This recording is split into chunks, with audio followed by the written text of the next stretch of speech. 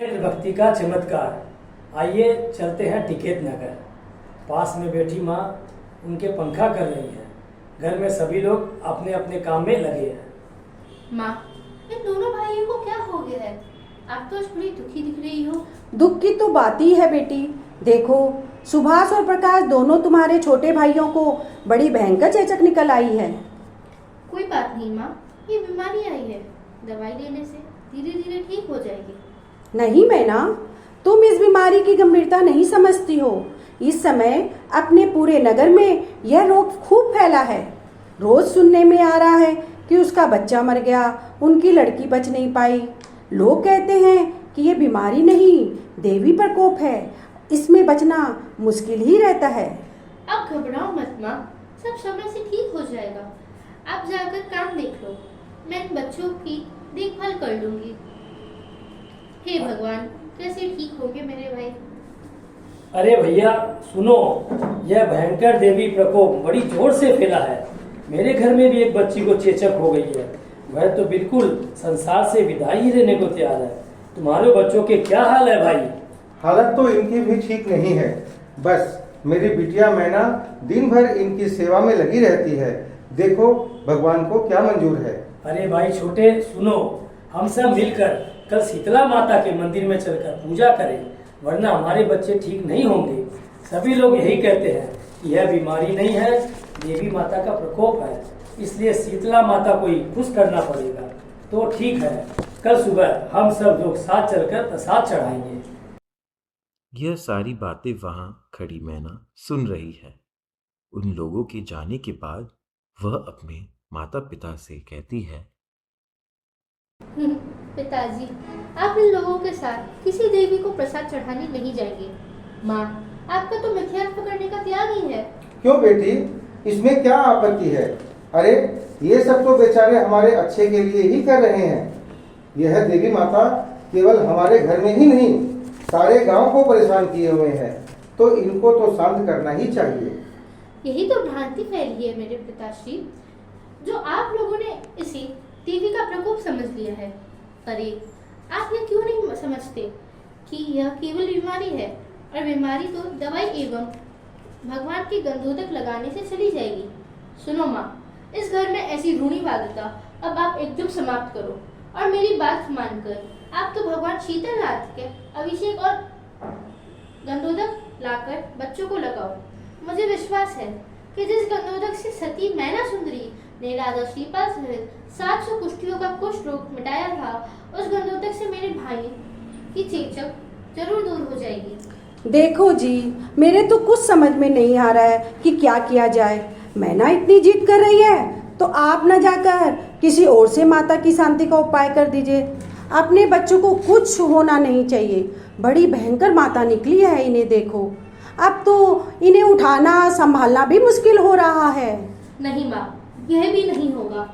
बस आप मंदिर में जाकर शीतलनाथ भगवान के अभिषेक का गंधोदक लाओ, इन्हें लगाओ।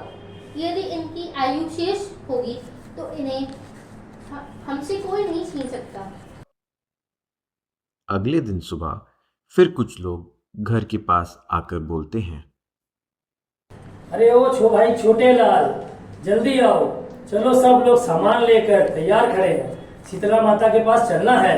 भैया मैं आप लोगों के साथ जाने को मजबूर हूँ। क्या बात है छोटे, क्या घर में कुछ ज्यादा समस्या है? नहीं, ऐसा कुछ नहीं, बस हमारी मैना बिटिया है ना, वह इसको ढकोसला मानती है। उसने तो अपनी माँ को मंदिर से गंधोदक लाने भेजा है। अरे यार, तुम भी एक लड़की के कहने से बच्चों की जान पर खेल रहे हो। इसमें भला गंधोदक क्या काम करेगा? यह बातें सुनते ही मैना बाहर निकलकर बड़ी नम्रता से सबको समझाती है। चाचा जी, आप लोग चेचक को माता का प्रकोप न मानकर इसे बीमारी समझिए, और मेरा सभी से निवेदन है कि अपने मंदिर के भगवंतों में बड़ा चमत्कार है। उनमें एक शीतलनाथ भगवान भी है। आप लोग भक्ति पूर्वक उनका अभिषेक कीजिए और श्रद्धा के साथ अपने अपने बीमार बच्चों को गंधोदक लगाइए, वे जरूर ठीक हो जाएंगे। मैना, तुम बहुत गलती पर हो बिटिया। हर चीज का अपना अपना महत्व होता है। इस समय तो माता की शांति ही इसका उपाय है, वरना तुम्हारे भाइयों की जान भी जा सकती है। थोड़ा समझदारी से काम लो बेटा। देखो चाचा, किसी की आयु तो हम बढ़ा नहीं सकते। आप लोग भी तो रोज 12 भागवत में पढ़ते हैं। दल बल देवी देवता मात पिता परिवार मरती बिरिया जीव को कोई न राखन हार जगत में कोई न राखन हार। चलो भाई, यहाँ से चलो। यह लड़की तो हम लोगों को उपदेश देने लगी। चलो हम तो चले भैया, इन्हें इनके भाग्य पर छोड़ो। हम लोग तो अपने अपने बच्चों की भलाई देखें, ये अपनी जाने। इनकी लड़की बड़ी धर्मात्मा बनती है ना, उसी ने इन्हें गुमराह कर रखा है। चलो चलो, जल्दी चलो। सभी लोग बड़बड़ाते हुए चले जाते हैं। उधर से मोहिनी मंदिर से कलशी में गंधोदक लेकर आती है और बच्चों के शरीर पर बड़ी श्रद्धा से लगाती है। निर्मलम निर्मलीकरणम पवित्रम पापनाशनम जिन गंधोदकम वंदे अष्टकर्म विनाशकम। बंधुओं, देखी ना एक कन्या की दृढ़ता।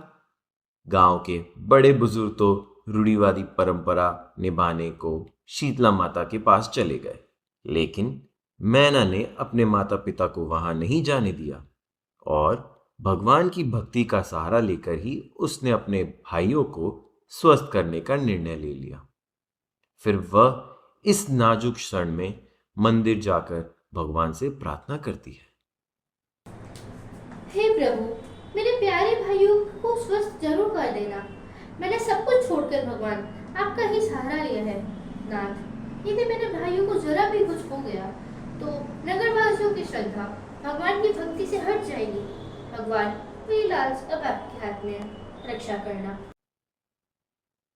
ओहो, मैं तो धन्य हो गया ऐसी दृढ़ श्रद्धा भक्ति देखकर। देखो ना, मैना ने भगवान के पास अपनी सारी बात कहकर उन्हीं के भरोसे अपनी नैया डाल दी। जरा आप लोग भी मेरे साथ बोलिए, मैंने तेरे ही भरोसे भगवान भंवर में नैया डाल दई। मैंने तेरे ही भरोसे भगवान भंवर में नैया डाल दई। मैंने तेरे ही भरोसे भगवान भंवर में नैया डाल दई। तो भाइयों बहनों, अब आगे देखो क्या होता है। मैना के भाइयों के साथ साथ पूरे नगर में फैली चेचक की बीमारी ने अपना क्या रूप ले रखा है, आइए देखते हैं। घर में मोहिनी प्रतिदिन गंधोदक लाकर बच्चों को लगाती है और मैना दिन भर भाइयों की साथ संभाल करती है। देखो माँ, इनके दाने तो एकदम सूख गए हैं। अब ये ठीक से आंखें खोलकर देख भी पा रहे हैं। बेटा, हंसो हंसो। सुभाष, अब तुम बिल्कुल ठीक हो। मेरे भैया प्रकाश, आओ जल्दी मेरी गोद में आओ।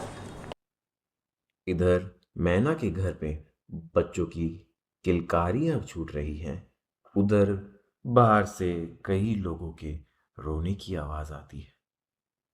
लोग कह रहे हैं कि अरे भाई, मेरा बच्चा मर गया, मेरी लड़की मर गई, हमने इतना सब कुछ किया, शीतला माता की खूब खूब पूजा की, उन्होंने भी हमारी रक्षा नहीं की।